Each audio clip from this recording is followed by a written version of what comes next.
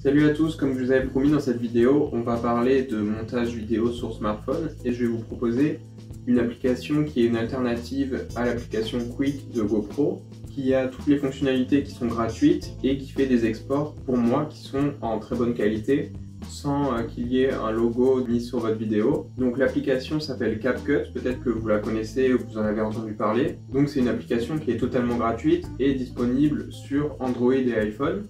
Moi c'est ce que j'utilise pour tout ce qui est contenu assez rapide, pour Instagram, TikTok, tout ça, pour tout ce qui est vidéo à la verticale et qui va durer pas très longtemps, mais on peut l'utiliser selon moi en tant qu'outil de montage principal parce que c'est très performant et assez facile à utiliser une fois qu'on connaît les différents paramètres. Donc je vais passer sur mon téléphone et je vais vous montrer exactement comment l'utiliser et toutes les fonctionnalités les plus utiles pour pouvoir faire du montage très rapidement.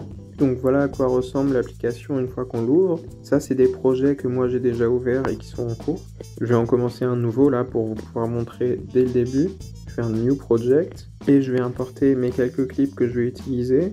Donc je vais en prendre 1, 2, 3 et on va dire que ça suffit pour l'exemple. J'appuie sur Add et là voilà, les clips ont été importés dans ma timeline. Donc on peut avec les doigts, avec deux doigts, zoomer et dézoomer si on les rapproche ou si on les éloigne. Comme ça on peut avoir un meilleur aperçu de la timeline.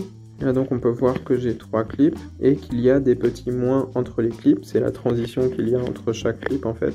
Donc la première chose à savoir c'est que il y a les effets généraux, donc là tout ce qu'on voit en bas, et les effets pour chaque clip. Donc il faut d'abord appuyer sur un clip et là il y a les effets qu'on peut faire sur ce clip là uniquement. Donc le premier c'est séparer, c'est pour couper, scinder le clip en deux. Donc là voilà, là où j'avais mon curseur de sélectionner, ça a créé 2 clips en fait avec celui que j'avais. Donc ça peut être une bonne manière de supprimer toute une partie de la séquence que vous ne voulez pas utiliser. Donc pour ça, imaginons que c'est la deuxième partie que je ne veux pas utiliser. Je clique dessus, je la sélectionne et là je clique sur la corbeille et c'est bon, j'ai que ma première partie. Mais un autre moyen comme ça de pouvoir découper vos séquences, c'est encore une fois on sélectionne le premier clip et on reste appuyé sur le début ou sur la fin. Et vous pouvez voir comme ça que la valeur de temps réduit ou augmente. Donc là, je vais aller jusqu'à 6 secondes. Et maintenant, je vais retoucher à la fin.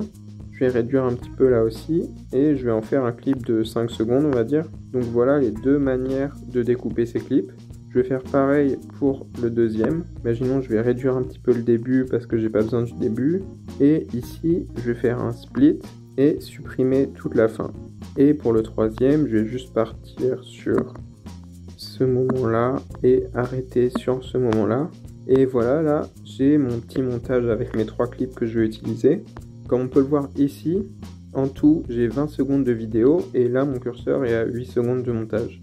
Donc maintenant, ce qu'on peut faire, toujours en sélectionnant un des clips, il y a Speed pour créer des ralentis.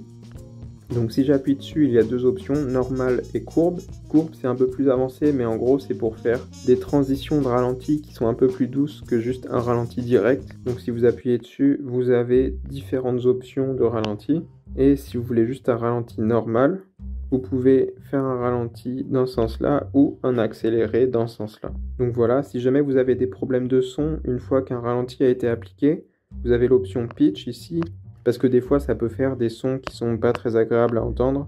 Donc maintenant, je vais sortir du ralenti. En troisième, on a volume. C'est pour régler le volume du clip. 0, ça sera un clip muet. 1000, ça sera le son maximum. Donc là, on est au milieu.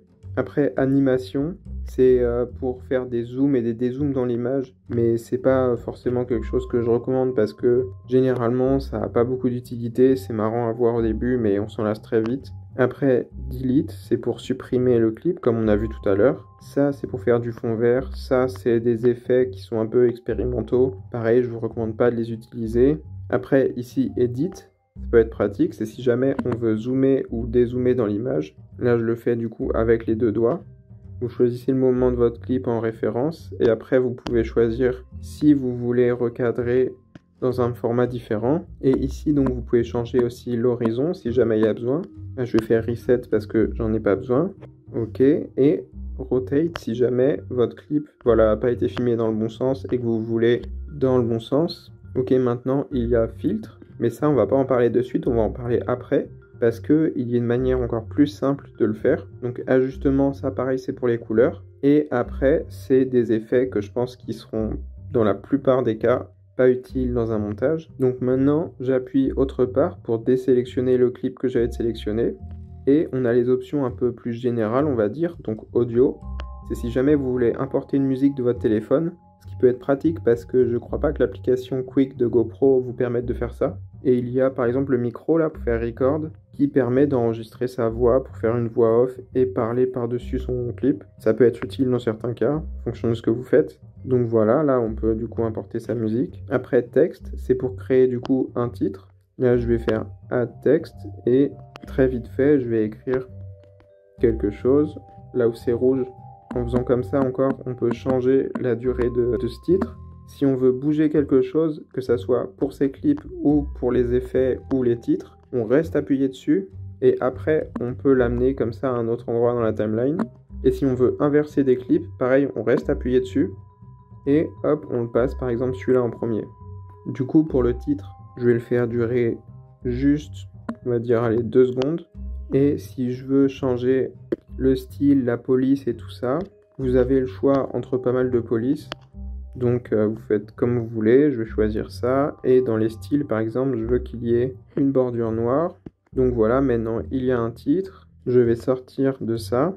Après, stickers, overlay, effect, tout ça, vraiment, on n'en a pas besoin. Et là, filter, c'est là où ça va être intéressant parce que ici, on a accès du coup à plein de filtres. Je vous conseille, au lieu de tous les tester à chaque fois, d'en trouver juste quelques-uns que vous aimez bien. Sinon, il y a moyen de passer beaucoup trop de temps à chaque fois qu'on veut faire un montage et de perdre du temps comme ça. Donc par exemple, je vais utiliser celui-là. Ici, on règle l'intensité de son filtre. Je vais le mettre à 100%. Deuxième option, c'est ajustement. Et ici, on peut changer la luminosité, le contraste, la saturation, l'exposition et plein d'autres choses, même les couleurs individuelles. Donc par exemple là, si je veux changer le orange qu'il y a dans ma scène, je choisis la couleur orange. Et là, on voit que le orange change. Donc ça peut être pratique si on veut isoler une couleur ou qu'on a besoin de retoucher juste un ciel bleu ou quelque chose. Là, on va dire OK. Et maintenant, ce que je vais faire, je vais valider. Et là, vous voyez que du coup, ça a créé comme ça un calque d'ajustement en fait.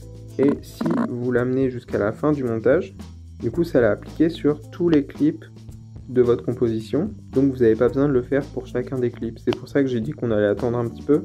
Il faut mieux le faire à la fin de votre montage, une fois que tout est prêt. Et vous appliquez comme ça à tous les clips. Et ça fait gagner beaucoup de temps. Donc voilà, maintenant qu'on a vu tout ça, on a vu comment découper ses clips, comment faire un ralenti ou un accéléré, comment créer un petit titre au début de son montage et comment faire la color correction.